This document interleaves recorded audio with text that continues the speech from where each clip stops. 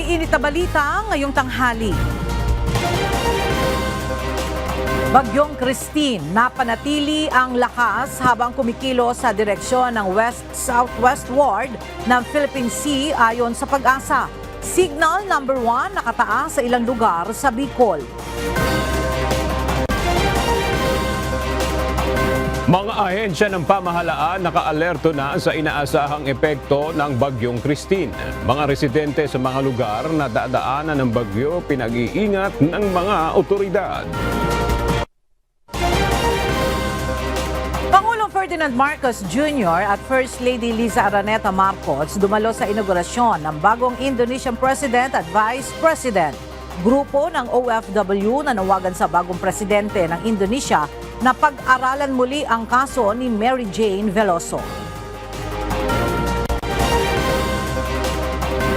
Pahayag ni Vice President Sara Duterte na itatapon sa West Philippine Sea ang mga labi ni dating Pangulong Marcos Sr. labag sa batas. Ayon kay Justice Secretary Boying Remulla, ilang mambabatas pinayuhan si BP Sara na sumailalim sa psychological assessment. Paghahanap sa American National na dinukot sa Zamboanga paiigtingin ng pulisya. At rollback sa presyo ng langis ipatutupad bukas. Magandang tanghali mga kasangbahay. Ngayon po ay araw ng Lunes, October 21, 2024. Tayo po ay sabayang napapakinggan sa Radyo La Verdad 1350, ang UNTV Radio. At una sa mga balita ngayong tanghali. Nagtungo sa Indonesia si Pangulong Ferdinand Marcos Jr. nitong weekend upang dumalo sa inaugurasyon ng bagong presidente at vice-presidente ng bansa. Kasama niya sa makasaysayang event si First Lady Liza Marcos. Narito ang report ni Nel Maribuhok. Mainit na sinalubong at tinanggap ng mga senior official ng Indonesian government at kinatawan ng Indonesian Embassy sina Pangulong Ferdinand Marcos Jr. at First Lady Liza Marcos paglapag ng kanilang eroplano sa Soekarno-Hatta International Airport sa Jakarta.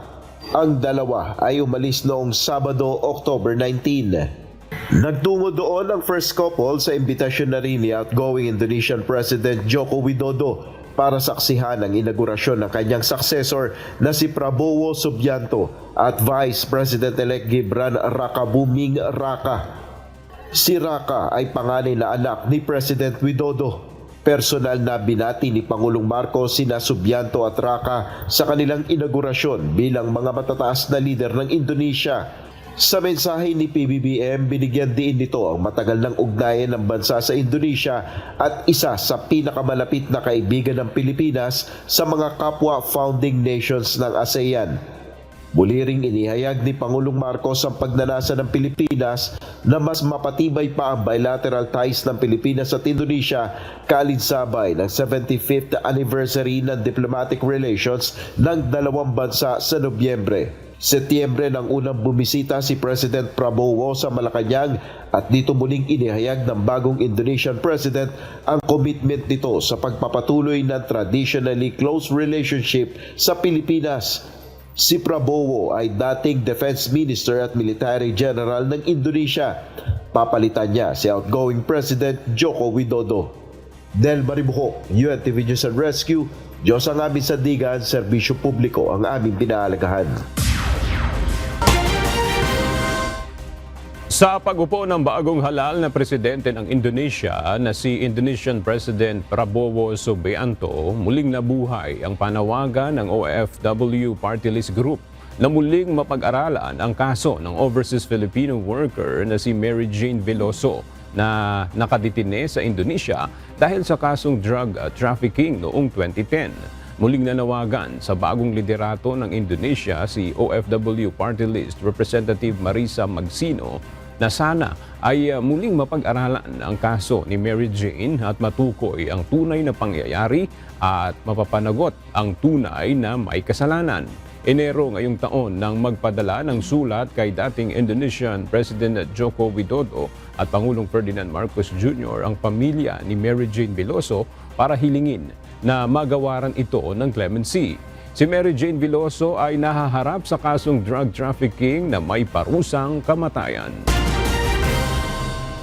Hindi na babagay para sa ikalawang pinakamataas na opisyal ng bansa ang mga binitawang pahayag ni Vice President Sara Duterte laban kay Pangulong Ferdinand Marcos Jr. Ayon kay Senate President Francis Cheese Escudero, dapat maging maingat ang Vice Presidente sa kanyang mga salita dahil hindi lahat ay maaari na lang gawing biro, lalo na kung ito ay sinabi sa harap ng publiko. Alamin natin ang ulat na yan ni Asher Cadapan Jr. Isang-ayon si Senate President Francis Cheese Escudero sa ilang maiinit na ni Vice President Sara Duterte. Una na rito ang hindi umano marunong sa pamumuno ni President Ferdinand Marcos Jr. Gayon din ang pagbabanta ni VP Sara na ipatatapon sa West Philippine Sea ang labi ng ama nito na si dating Pangulong Ferdinand Marcos Sr. Yung ilan doon ay opinion niya at ginagalang ko. Subalit yung ibang mga binitiwan niyang salita, medyo unbecoming sa kanya bilang pangalawang pinakamataas na opisyal ng bansa. Kabilang na yung pagpugot ng ulo ng Pangulo, medyo hindi yun na nababagay, higa nga, sa isang napakat na opisyal ng ating bansa. Naniniwala si Senador Escudero na maayos ang pamumuno ni PBBM na makikita rin anya sa takbo ng ekonomiya ng bansa. Partikular na anya dito ang pagbaba ng inflation rate at magandang growth rate. Payo ng Senate Leader kay VP Sara maging maingat sa kanyang mga sinasabi.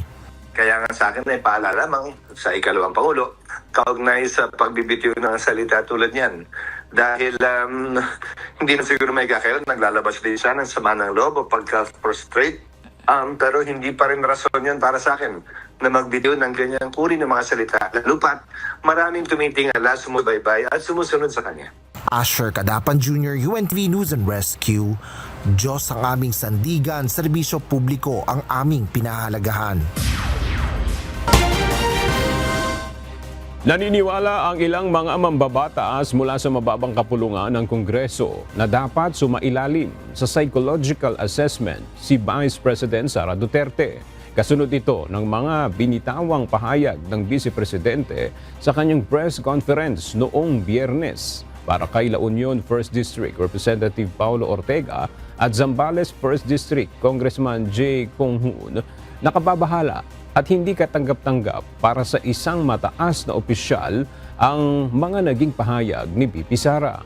Giit na mga ito dapat na sumailalim sa profesional na pagsusuri si VP Sara upang malaman ang kanyang kondisyon. Naniniwala si Senator Cynthia Villar na masyadong na-persecute o labis na nausig si Vice President Sara Duterte dahilan para magalit ang Vice Presidente at maglabas ng kanyang mga sama ng loob at pambabatiko sa kasalukuyang administrasyon. Mula sa Senado, makibalita tayo kay Asher Cadapan Jr. live. Asher, ano ang mga puntong sinabi ni Senator Cynthia Villar kaugnay sa mga naging pahayag ni VP Sara noong Biyernes? Ella, nakita pa lang sa mga pahayag ni Senator Cynthia Villar, ito nga mga sinabi ni Vice President Sara Duterte. Diyan pa lang yan doon sa mga balita kanyang nakita. Kaya wala pa rin siya anyang detalye kaugnay sa mga ito, partikular na sa mga pambabatikos nga ng ikalawang Pangulo kay President Ferdinand Marcos Jr. Para kay Senador Cynthia Villar, ayaw ng lahat ng conflict dahil mahirap ito. Hindi niya kailangan ang hindi pagkakasundo sa pamahalaan dahil marami ng problema sa bansa at hindi dapat anyang mabinbin ang mga solusyon sa mga problema. Gayunman, sa palagay ng mambabatas ay hindi ito makaapekto sa ekonomiya. Ito ay dahil nasa right policy naman anya ang ekonomiya at hindi masyado itong politikal. Bagaman may epekto anya ito sa halalan sa susunod na taon. Sa kabila nito, umaasa ang mambabatas na magkakaayos pa ang dalawang pinakamataas na opisyal ng bansa. Siyempre galit kung ano-ano na iisip kasi galit. Kasi I think masyado namang pin-prosecute kaya nagagalit. So siguro yun ang reason doon. But sana mag-ano na lang, magbati na lang para walang problema.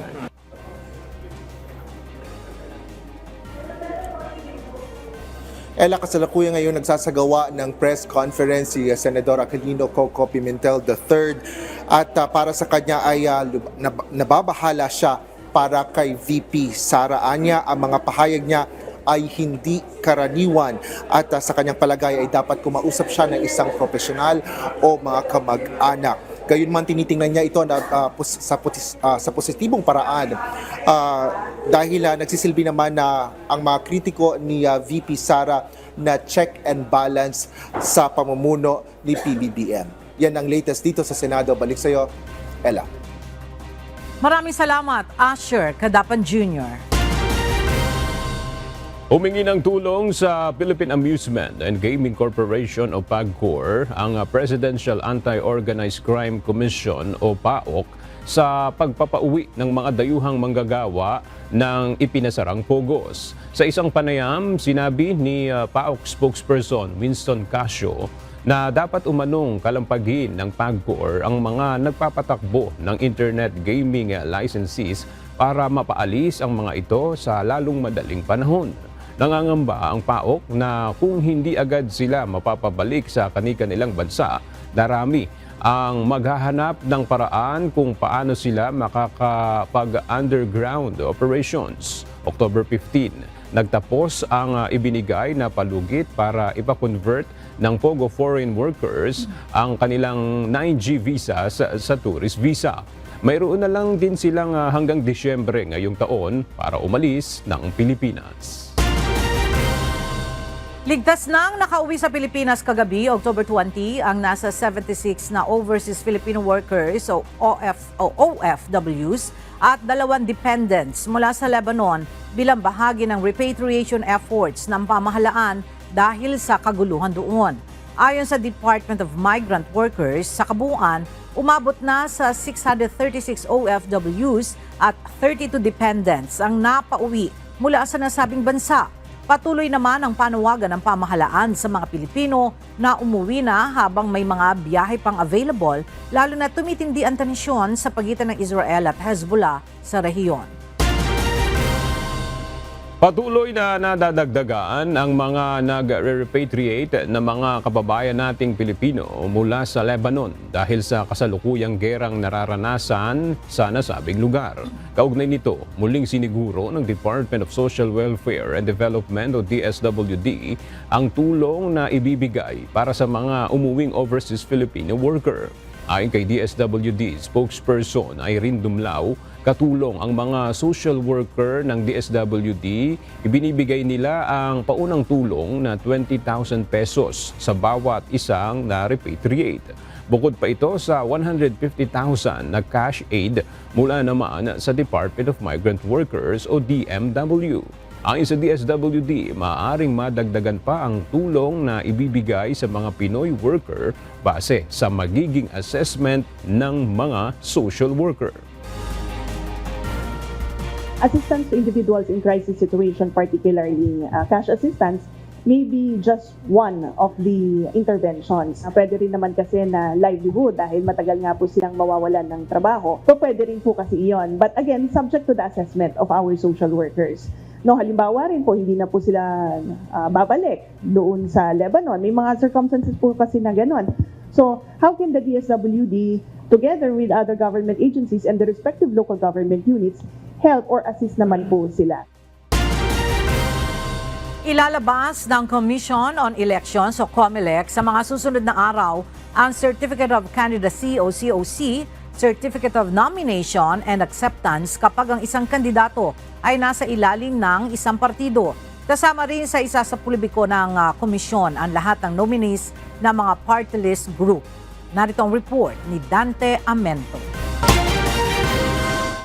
Sa unang pagkakataon sa kasaysayan ng halalan sa bansa, ilalathala ng Commission on Elections o COMELEC sa kanilang website ang lahat ng Certificate of Candidacy o COC na mga tumatakbo sa 2025 midterm elections. Kasama rin sa kanilang ilalagay ang Certificate of Nomination and Acceptance o CONA ng mga kumakandidato na may partido at ang mahigit 1,500 nominees na mga party list.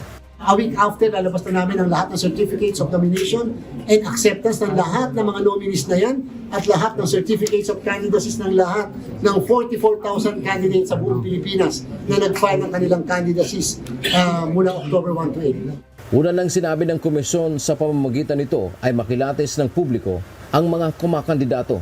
Kabilang sa nakasaad dito ang kanilang background tulad ng kung totoo ba itong residente sa lugar na tinakbuhan o kaya kung siya ay isang tunay na Pilipino.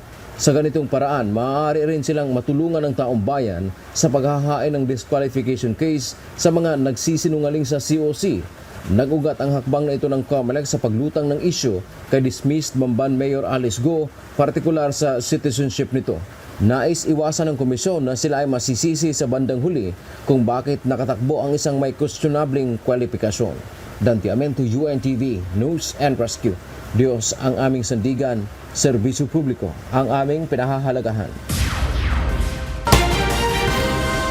Na-turnover na ng House Quadruple Committee o Quadcom sa Solicitor General ang mga dokumento laban sa Chinese nationals na sangkot umano sa illegal Philippine offshore gaming operators o POGOs. Layo nitong makagawa ng legal na aksyon laban sa mga Chinese national, kabilang na ang civil forfeiture proceedings. Mula sa House of Representatives, ang detalye ihahatid ni Rosalie Coz live. Rosalie, itong mga dokumento bang ito ay bahagi ng partial committee report ng Quadcom? Aga, hindi pa ito bahagi ng partial committee report na inaasahan na ilabas ng House Quadruple Committee o Quadcom. Naibigay na nga ng Quadcom yung mga dokumento kaugnay ng mga Chinese national na iligal na nakakuha ng Filipino citizenship para makapagmay-ari ng mga lupain at makapagtayo ng mga negosyo sa bansa.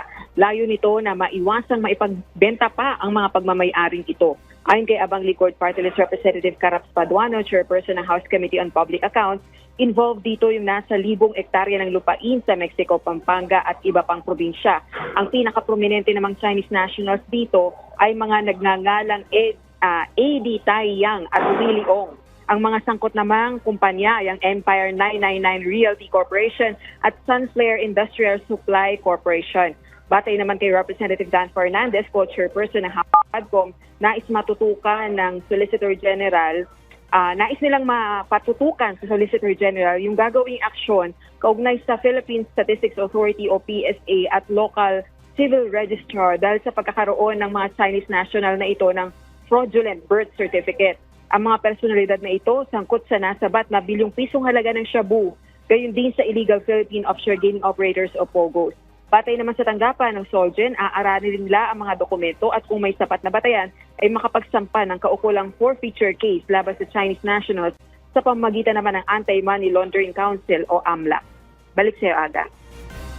Maraming salamat, Rosalie Coz.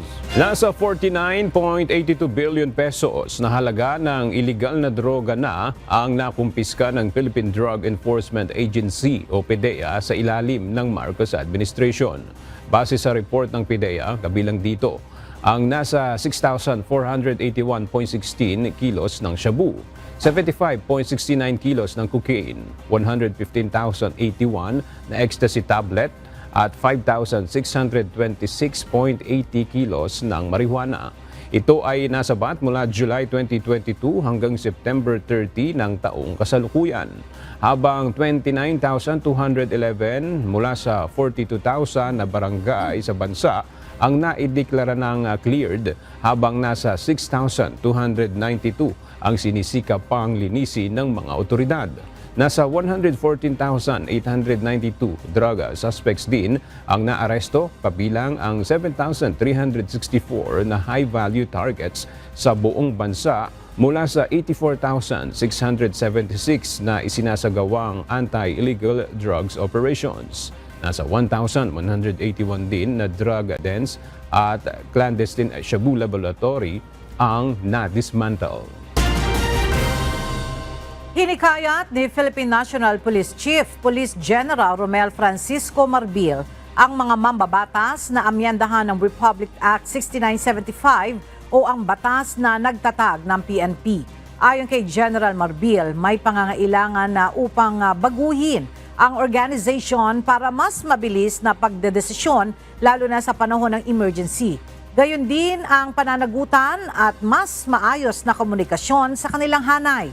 Sinabi pa ni Chief PNP na kailangan nilang makasabay sa bilis ng pagbabago ng panahon.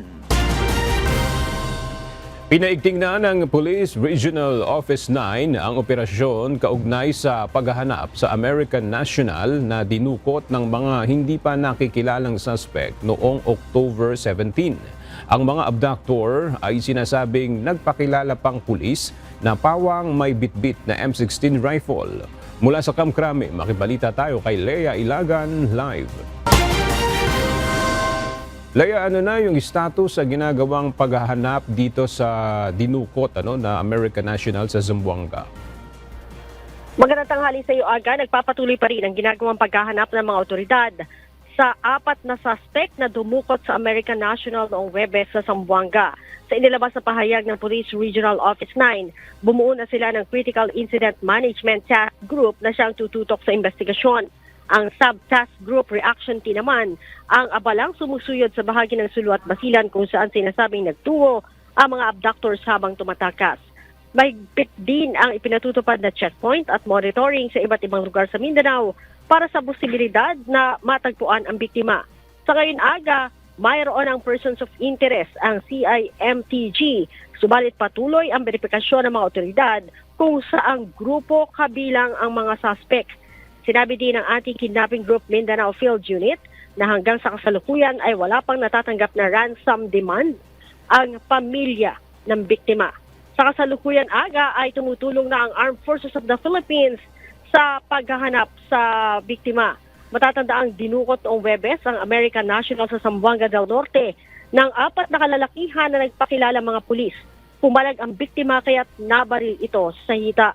Mabilis naman na nakatakas sa mga suspect bit-bit ang American National sakay ng motor bangka patungo sa direksyon ng Sulu at Basilan. Aga? Maraming salamat, Lea Ilagan. Good news para sa mga motorista matapos ang ilang magkakasunod na linggo ng oil price hike. Magpapatupad ng rollback bukas ang mga kumpanya ng langis. Base sa anunsyo ng mga oil company, bababa ng 70 sentimos ang presyo ng kada litro ng diesel, habang 50 sentimos naman ang magiging bawas sa presyo ng gasolina at 85 sentimos na bawas sa presyo ng kerosene. Magkakaloob ng libreng sakay ang 8 electric bus sa Quezon City. Ayon sa QC Local Government, bahagi ito ng pagtalima sa Electric Vehicle Industry Development Act o EVIDALO. Mula sa Quezon City, makipalita tayo kay JP Nunez live. JP, kailan magsiserbisyo sa publiko itong mga electric bus ng Quezon City? Aga, bali noong Biyernes, October 18, nasubukan na sa kalsada yung isang electric bus ng Quezon City LGU. Sa ngayon, wala pang anunsyo yung eksaktong petsa kung kailan magagamit lahat yung 8 electric bus. Pero inaasahan na sa mga susunod na linggo nga ay papasada na rin itong mga electric bus para maghatid ng libreng sakay sa mga pasahero dito sa Quezon City. 8 bagong electric bus nga ang binili ng Quezon City Government para sa kanilang programa na libreng sakay. Madadagdag ito sa higit 70 mga existing na mga bus ng lungsod na kasalukuyan ng nag-iikot sa mga ruta sa Quezon City. Yung mga electric bus ng QC ay merong 41 seating capacity at mayroong wheelchair ramp para sa mga persons with disability o PWD.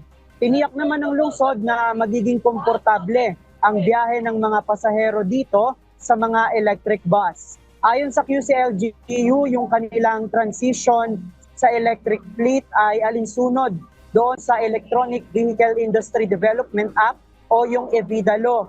Layo ng batas na mai-promote ang paggamit ng electric vehicles upang mabawasan yung carbon emission na nagdudulot ng polusyon sa hangin. Yung libreng sakay ng QC ay dating Transport Augmentation Program noong 2020 sa panahon ng pandemya, pero ginawa na itong permanenteng programa ng lungsod.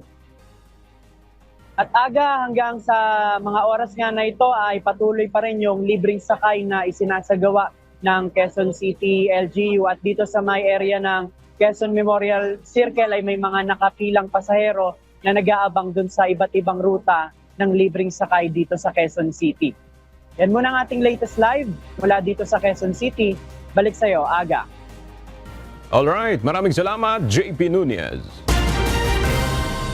Nagsimula na ngayong araw ang foot and ankle training and surgery sa Nufa Belia Hospital sa Maynila. Ito ay sa pangunguna ng Steps to Walk, isang non-profit organization mula sa Estados Unidos na nagpunta sa Pilipinas. Mula sa Maynila, ang detalye hatid ni Jed Naresina, live. Jed, para saan ba yung training and surgery na yan at sino ang pangunahing makikinabang dyan? Ngayong araw ang opisyal na simula ng 5 araw na lecture series and live surgery para sa mga kababayan nating may karamdaman sa kanilang mga paa. Ang unang araw na ito ay nakalaan sa maghapong lecture series kaugnay sa iba't ibang bagay na may kaugnayan sa foot and ankle cases o problems. Dinaluhan ito ng ilan sa mga kababayan nating young orthopedic surgeons. Samantalang nasabing lecture series ay pinangunahan ng Steps to Walk Philippines Chair na si Dr. Christian Ortiz, kasama niya ang iba pang mga doktor mula sa iba pang mga bansa.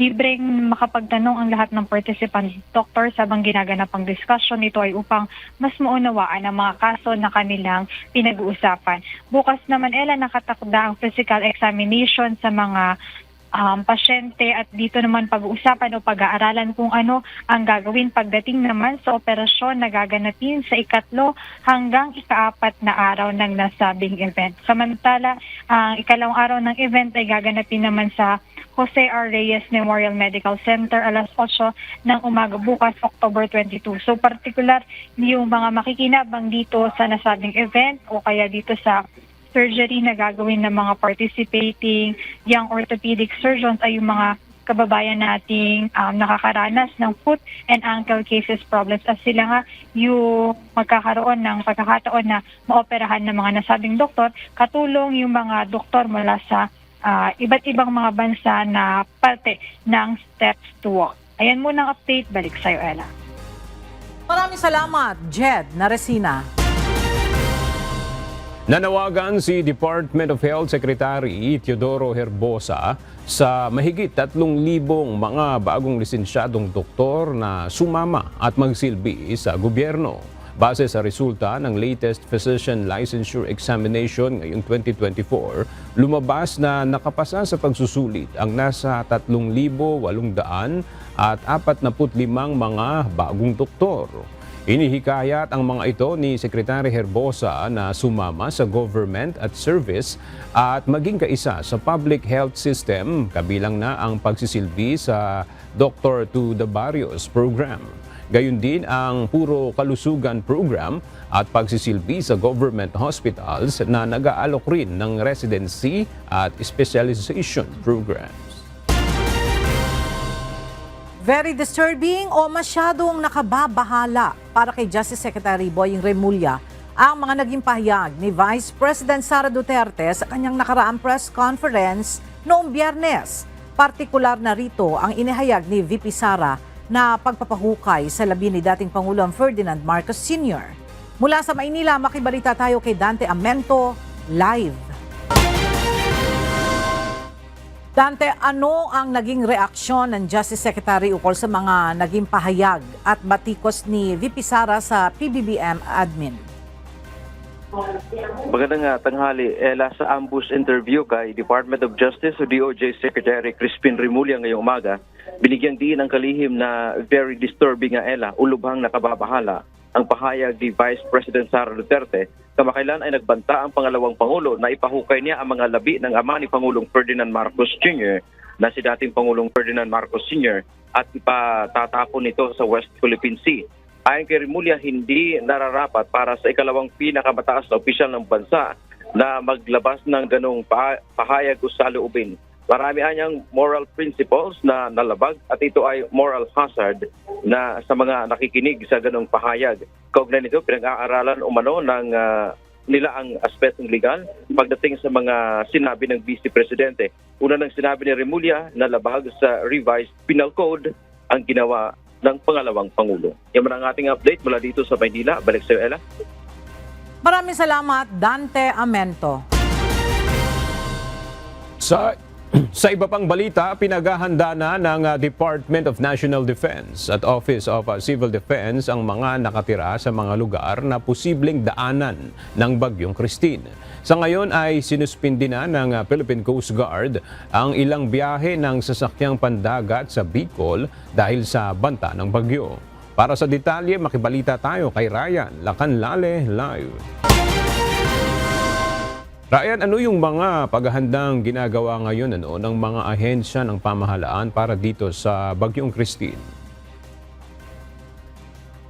Aga sa ngayon ay nagsasagawa na ng pre-disaster risk assessment meeting ang mga DRRM sa iba't ibang mga lokal na pamahalaan na tatamaan nitong bagyo. At gayon din ay pinaguhusay nila yung kanilang komunikasyon para kung sakaling magkaroon ng preemptive evacuation ay madali ang information dissemination sa kanilang mga nasasakupan. Hinimok ni Defense Secretary Gilberto Teodoro ang mga lugar na posibleng tamaan ng Bagyong Christine na magsagawa ng kaukulang paghahanda. Ayon sa kalihim, magplano ng maaga at manatiling update sa mga balita kaugnay ng bagyong upang matiyak ang kahandaan.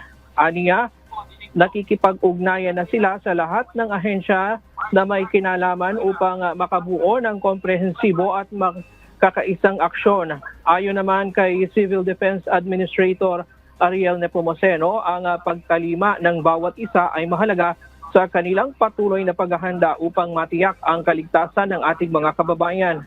Ayon sa Philippine Atmospheric Geophysical and Astronomical Services Administration o PAGASA, iigtingin ng Tropical Depression Christine ang mga pag-ulan sa malaking bahagi ng bansa sa mga susunod na araw. Nakataas na ang Tropical Cyclone Wind Signal number 1 sa Catanduanes. Kaya ang Philippine Coast Guard pinagbawal na ang lahat ng mga uri ng sasakyang pandagat na maglayag sa mga karagatang sakop ng Catanduanes. Maging sa Camarines Norte ay sinuspindi na rin ang paglalayag ng mga sasakyang pandagat na may 250 gross tonnage pababa. Samantala, ang mga malalaking sasakyang pandagat naman ay pinapayuhang maging alerto sa mga malalaking alon sa dagat. At share muna ang latest mula dito sa Quezon City. Balik sa iyo, Aga. Maraming salamat, Ryan Lacanlale. Pansamantalang magpapatupad ng modular learning ang mga paaralan sa ilang lugar sa Bicol dahil sa banta ng Bagyong Christine. Isa ang Bicol sa mga lugar sa Luzon na inaasahan daraanan ng bagyo base sa forecast ng PAGASA. Mula sa Daet, Camarines Norte, ang detalye hatid ni Brian Baldaraje live. Brian, kumusta ang lagay ng panahon dyan sa Cam Norte? Ramdam na ba yung epekto ng Bagyong Christine?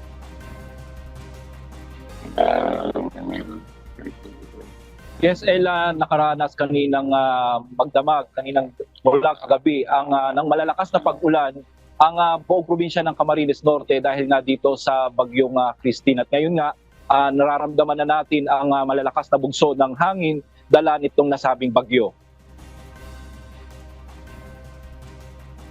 Kaya naman dahil dito, Ella, sinuspindi na kaninang umaga ang klase sa lahat ng pribado at pampublikong paaralan sa Camarines Provinces dulot nga ng mga pag-ulan dala ng Bagyong Christine.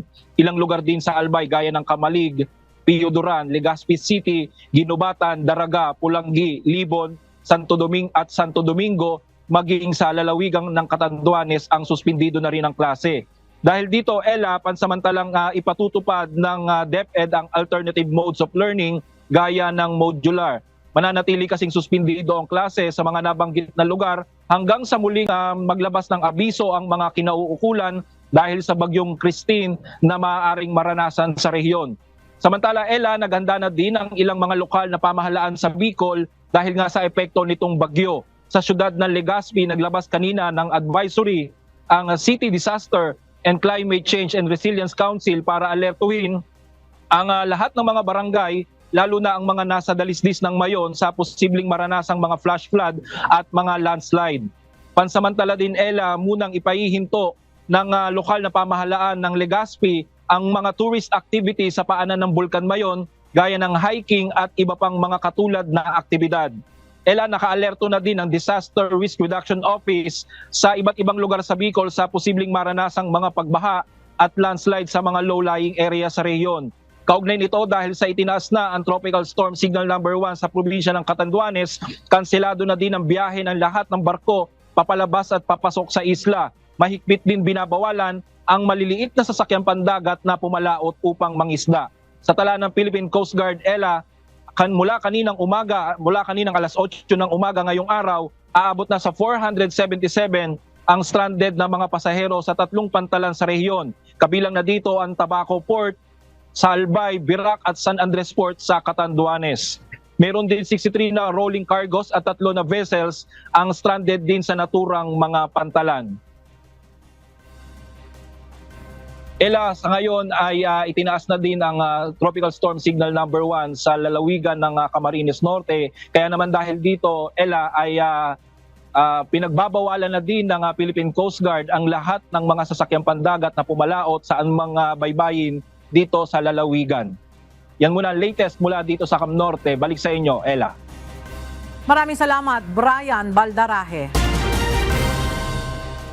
Pinaghahandaan na ng lokal na pamahalaan ng Baguio ang posibleng maging epekto ng Bagyong Christine sa probinsya. Kabilang na ang inaasahang malalakas na buhos ng ulan. Mula sa Baguio City, makibalita tayo kay Grace Doctolero live. Grace, ano na yung mga paghahandang ginagawa ng Baguio LGU dito sa inaasahang epekto ng Bagyong Christine? Aga, ayon kay Mayor Benjamin Magalong, sa kanilang monitoring, asahan na raw sa araw ng Huwebes, mararamdaman ang malalakas na pag-ulan na dala ng Bagyong Christine.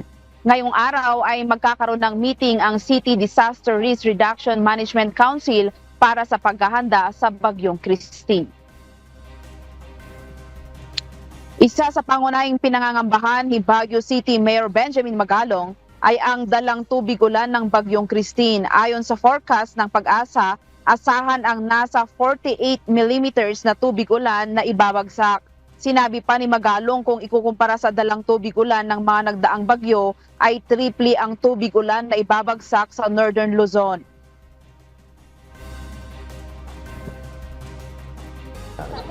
Mas concerned pa ako rito sa parating na bagyo. Yun ang tinututukan ko ngayon. And we have to prepare for the incoming typhoon while the wind is not a major concern. It's the rain, yung heavy rain. Kasi looking at the latest forecast, meron pang rainfall na aabot ng mga 48 millimeter, and that's quite alarming.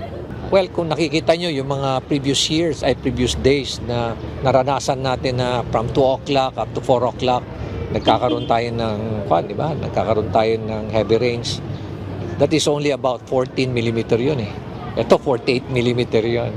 Kaya isipin nyo lang times 3 or times 4 ang amount of rainfall.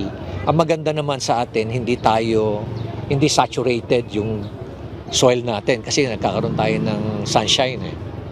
Ang mahirap kung tuloy-tuloy na 2 weeks.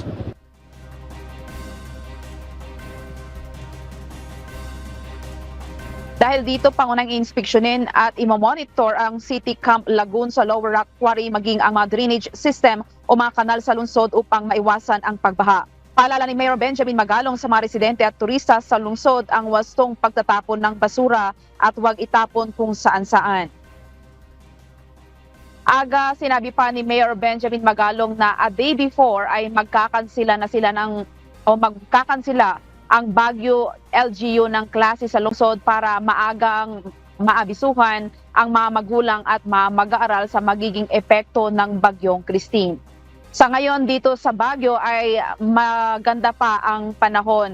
Kaninang madaling araw, alas 5 ay nakaranas tayo ng 17.4 degrees Celsius na temperatura dito sa City of Pines. Yan muna ang balita. Balik sa'yo, Aga. Okay, maraming salamat, Grace Doctolero. Naka-red alert ngayon ang puwersa ng Office of Civil Defense Region 5 dahil sa inaasahang pananalasan ng Bagyong Christine sa rehiyon. Mula sa Masbate, ang detalya hatid ni Jerry Galicia live. Jerry, kumusta ang paghahanda ng mga otoridad dyan sa Bicol kaugnay dito sa Bagyong Christine? Yes, Ella, sa ngayon nga ay makulimlim na dito sa, partikular dito sa siyudad ng Masbate. Pero kagabi nakaranas tayo na medyo malakas na pag-ulan. At kaninang alas 10 ng umaga ay nagdeklara na o tinaas na sa red alert status ng Office of the Civil Defense itong dahil nga dito sa bagyong o tropical depression category na itong Bagyong Christine. Nagdeklara ng red alert status ang OCD Bicol sa magiging epekto ng sama ng panahon dito sa Bicol. Ayon kay OCD Bicol spokesperson Gremil Nas, alas 10 kanina tinas ng Regional Disaster Risk Reduction and Management Council o RDRRMC Bicol Emergency Operations Center ang sitwasyon sa rehiyon. Pinakamatas na ang gagawing koordinasyon ng lahat ng stakeholders ng RDRRMC at mga concerned agencies. As of 10 a.m. ay magre-raise na po kami ng red alert status. Just in case po lang naman, since there is still a possibility pong bumaba yung bagyo, ay para ma-ensure po natin yung coordination with the different PDRMOs and our response agencies po dito sa Kabikulan. Ela, upang mapabilis pa ang pangangalap ng mga datos kaugnay ng sitwasyon at epekto ng bagyo sa 6 na probinsya sa Kabikulan, naka-alerto naman ng Regional Response Asset sa posibleng deployment sa mga mangangailangan na lokal na pamahalaan. Kanselado naman ang lahat ng biyahe ng anumang uri ng sasakyang pandagat sa biyaheng Isla ng Catanduanes at Camarines Norte, busod ng banta ng bagyo. Wala na rin biyahe ang mga sasakyang pandagat dito sa Isla ng Masbate, ang mga biyahe ng Mobo to Pasacao, Aroroy to San Andres, Quezon at Masbate papuntang Pilar Port sa Sorsogon. Ang update mula din sa Bicol Region, balik sa iyo, Ella. Maraming salamat, Jerry Galicia. Samantala, bahagyang bumagal ang Bagyong Christine habang papalapit ng kalupaan ng Northern Luzon. Sa ngayon ay nakataas na ang signal number 1 sa ilang lugar sa silangang bahagi ng bansa. At para sa iba pang detalye ukol sa Bagyong Christine, narito po ang update mula sa Pag-asa Weather Forecasting Center. So update na nga muna tayo sa ating monitor na si Bagyong Christine na nasa Tropical Depression category. So ito yung ating latest na satellite image. So may kita nga natin itong si Christine, although may kalayuan pa nga sa landmass ng bansa natin, may pagka-elongated yung kanyang sirkulasyon. Kaya yung itong si Christine, mostly nakakaapekto silangang bahagi ng Southern Luzon at Visayas, pero yung kanyang trafo extension, halos buong bansa na yung naaapektuhan.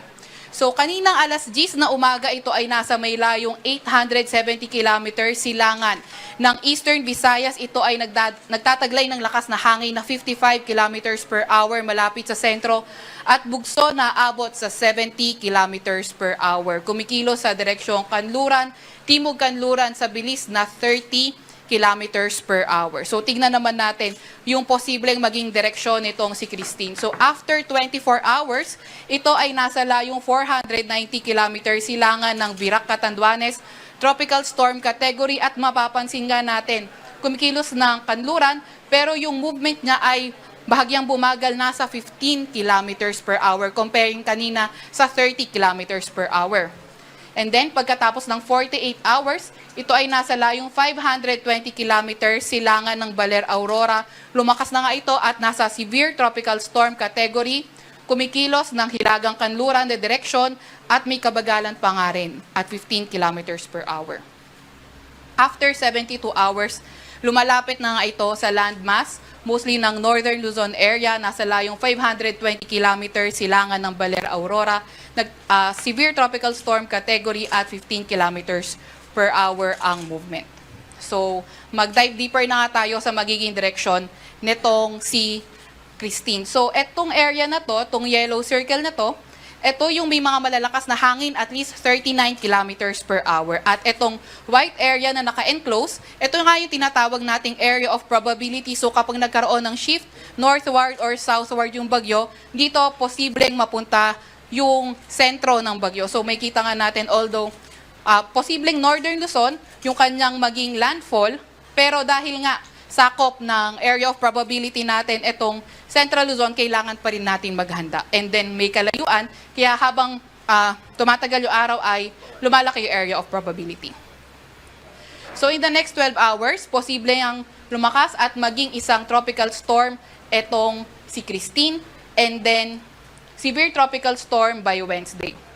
Typhoon category by Thursday evening or Friday morning bago ito mag-landfall sa northeastern portion ng Cagayan. Pero kagaya nga na nabanggit natin kanina, kailangan pa rin maghanda ng mga kababayan natin na nasa loob ng area of probability dahil posibleng tumama or mapunta sa kanila yung sentro ng bagyo na itong si Christine. At ayun nga, kagaya na nabanggit din natin kanina, posibleng mag-landfall sa may northern Luzon Thursday evening or Friday morning, and then further intensification ay posible dahil nga favorable yung environment. So, dahil malayo pa nga yung ngayon ay Monday pa lang at posibleng landfall is Friday, so posible pa nga rin magkaroon ng mga pagbabago sa track na forecast ito. And also, emphasize lang natin na habang nasa papalapit ito na ating landmass ay posible itong bumagal, kaya mararamdaman talaga natin yung mga bugso ng malalakas na hangin, pati na rin yung mga malalakas na ulan. Yung ating mga kasamahan naman sa Regional Services Division maglalabas ng mga rainfall advisory, thunderstorm advisory o hindi kaya heavy rainfall warning kung kinakailangan. Meron din tayong nakataas na tropical cyclone wind signal dahil kay Christine. Currently, ang pinakamataas ay tropical or signal number 1 dahil ito ay nasa tropical depression category. So sa Luzon, ang mga naka-signal number 1 ay Catanduanes, Masbate kabilang na ang Ticao at Burias Island sa may Albay, Sorsogon, Camarines Norte, eastern portion ng Quezon din. Kabilang na nga din ang Camarines Sur.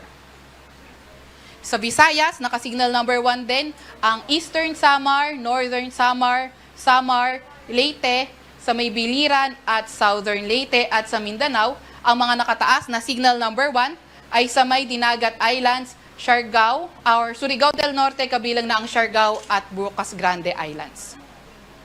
Ano nga bang inaasahan natin? Ito naman yung mga walang tropical cyclone wind signal pero makakaranas ng bugso na mga malalakas na hangin. Ngayong araw sa may Batanes, Cagayan, Ilocos Norte, southern portion ng Palawan, Siquijor, Bohol, Zamboanga Peninsula, northern Mindanao, Dinagat Island, Surigao del Norte, Agusan del Norte, Barm, Sarangani, Davao del Sur at Davao Oriental. Naharap sa kasong robbery at illegal possession of firearms and explosive device ang 4 na armadong lalaki na nanloob sa isang convenience store sa Florida Blanca sa probinsya ng Pampanga. Na-recover sa mga suspect ang mga baril at granada na ginamit ng mga ito sa pagnanakaw. Narito ang report ni Nestor Torres. Nasampa ng 4 na armadong lalaki na naaresto sa pagnanakaw sa isang convenience store sa Florida Blanca kahapon October 20. Kasong robbery and illegal firearms and explosive ang isinampa ng mga pulis sa mga suspect. Ayon kay Police Lieutenant Colonel Julius Alvaro, Chief of Police ng Florida Blanca, 1:00 ng madaling araw kahapon nang makatanggap sila ng tawag mula sa management ng isang convenience store sa Barangay Consuelo, Florida Blanca na pinasok ng mga armadong lalaki ang kanilang tindahan. Nagtungo ang tauhan ng PNP sa nasabing lugar at nahuli nila ang isa habang nakatakas naman ang 3. Sa isinagawang hot pursuit operation ay nahuli naman sa Porac, Pampanga ang 3 pang suspect na sakay ng puting Toyota Fortuner. Base sa nakalap na impormasyon ng PNP Pampanga, napag-alaman nila na notorious group ang mga ito na nag-ooperate hindi lang sa gitnang Luzon kundi maging sa Region 1 at sa Cordillera Administrative Region. Ito po yung mga estilo nito ay yung lulupan nila, yung isang convenience store, yung nakusan na ipilit nilang bubuksan yung port at doon nila sasagawa yung pagnanakaw. Una po, sila po ay may sasakyan din na sarili, yung SUV. Sa matter of fact, nakakuha tayo sana ng isang Fortuner na white. At nagiging estilo po na dito ay yun po, nakabonet din po sila at may mga kanya-kanyang gamit, yung pangsira, yung bolt cutter, yung pong mga martilyo at mga jacks, yung po yung mga nakita natin, nakuha natin na mga kagamitan sa kanila. Samantala, kinilalang mga suspect na sina Tristan Awa Bestugay, 19 years old, residente ng Pingit Subdivision, Mountain Province. Tom Contade Nadnaden, 22 years old. Harold Bangloy Sakiban, 21 years old. At Daniel Dave Tulingan Egsaen, 25 years old. Napag-alaman na kapwa mga binata ang mga ito. Halagang 90,000 pesos naman ang nakuha ng 4 na armadong lalaki sa nasabing convenience store. Na-recover din sa mga 4 na suspect ang matataas na kalibre ng baril na ginamit nila. Ilan sa mga ito ay isang handgun caliber 45, caliber 38 at mga bala, bukod pa ang 4 na granada at mga grocery items na ninakaw. Paalala ng PNP, iba yung pag-iingat ang gawin hindi lang sa mga convenience store kundi maging sa mga matataong lugar. Sakaling may mga kahina-hinalang kilos o tangkang masama ay agad na ipagbigay alam sa mga otoridad o pinakamalapit na istasyon ng pulis. Nestor Torres, UNTV News and Rescue. Diyos ang aming sandigan. Serbisyo publiko ang aming pinahahalagahan.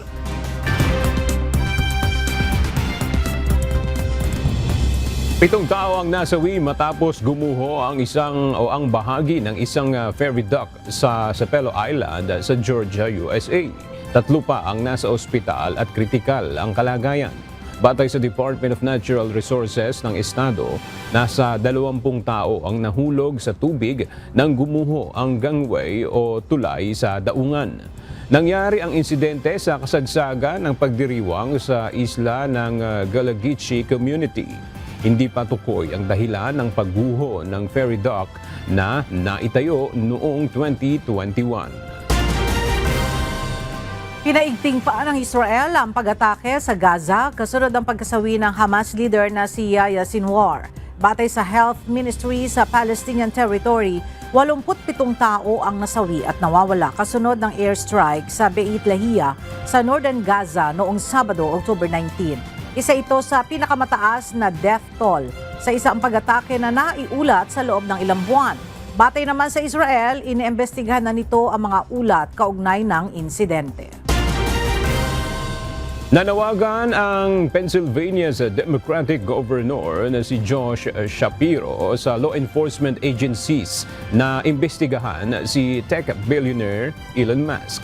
Ito ay matapos mangako si Musk sa isang pro-Trump rally na mamimigay ng $1 million o 57.5 million pesos araw-araw bago ang election day. Araw ng Sabado, October 19, nang ipinagkaloob nito ang 1 million check sa isang attendee sa campaign rally sa Harrisburg, Pennsylvania na hosted ng American PAC.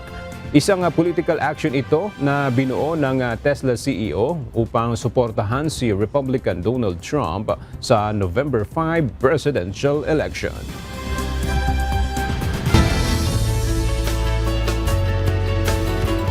Isang selebrasyon ang isinagawa ng National Council for Children's Television itong Biyernes, October 18 para sa kanilang ika-27 anibersaryo. Kaakibat ng selebrasyon ng NCCT ang paglunsad ng isang media program na pambata at ang pagkilala sa mga partner television stations na compliant sa mga pamantayan ng ahensya para sa mga child-friendly video content.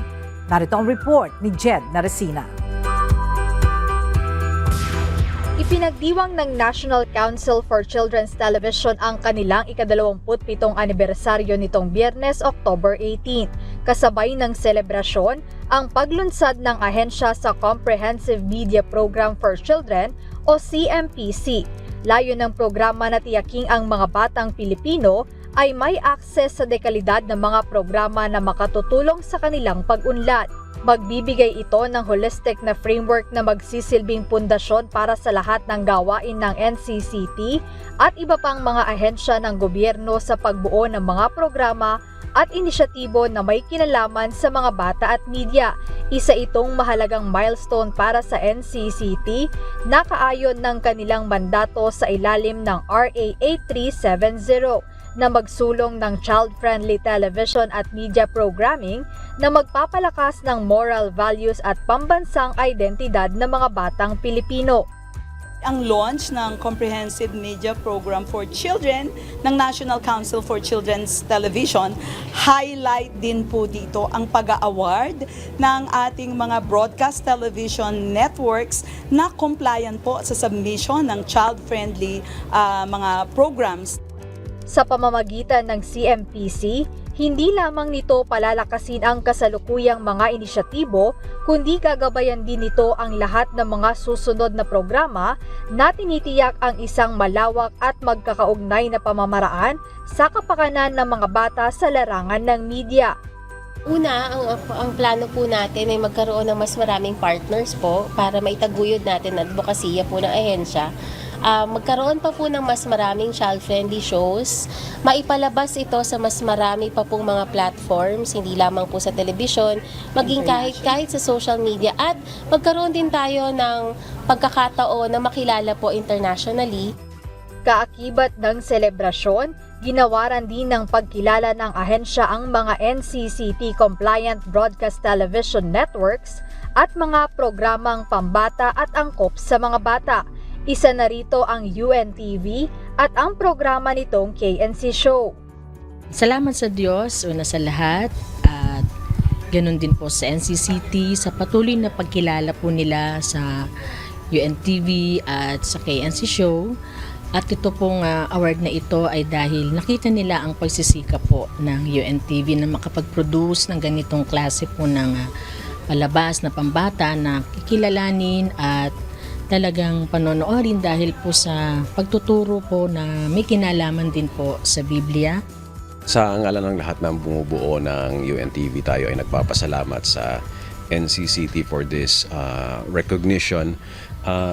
Tayo naman sa UNTV, sa pangunguna ni Kuya Daniel Razon, tayo ay nagsisikap na makapagturo ng kabutihan, makapag-inspire sa ating mga kapwa-tao na gumawa ng mabuti din sa kapwa. At bahagi niyan yung pagtuturo din ng magandang ugali sa mga kabataan.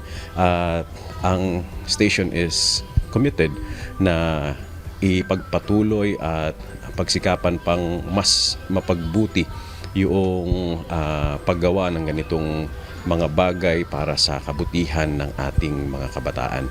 So minsan pa, nagpapasalamat tayo sa NCCT for this recognition at syempre sa lahat, nagpapasalamat tayo sa Diyos. Sa pagkakaroon ng CMPC, hinihimok ng NCCT ang lahat ng stakeholders na yakapin ng framework na ito bilang pundasyon sa paglikha ng isang media environment na tunay na nagmamalasakit sa mga batang Pilipino. Jed Neresina, UNTV News and Rescue. Diyos ang aming sandigan, serbisyo publiko ang aming pinahahalagahan.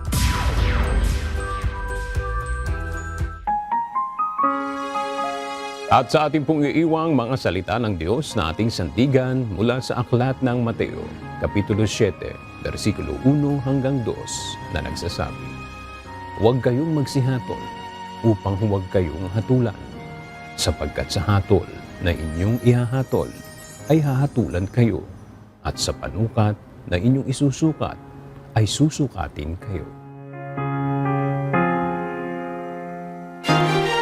At yan ang mga balitang aming tinutukan at inaksyonan. Dahil sa aming pagbabalita, una ang pagkalinga sa kapwa. UNTV C News, may balita saan mang panig ng daigdig.